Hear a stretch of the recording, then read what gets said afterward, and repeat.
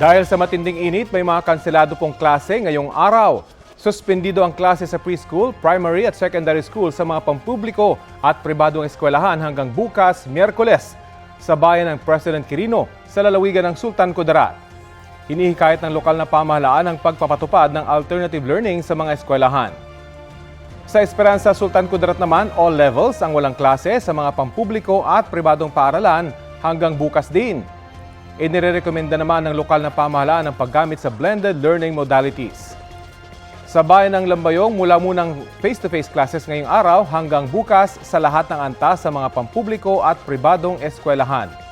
Modular learning po muna ang ipatutupad. Sa Tala ng Pag-asa, 38 degrees Celsius ang naitalang pinakamainit na temperatura kahapon sa rehiyon ng Soc-Sargen, kung saan sakop ang Sultan Kudarat. Kapuso, alamin ang maiinit na balita. Bisitahin at mag-subscribe sa GMA Integrated News sa YouTube.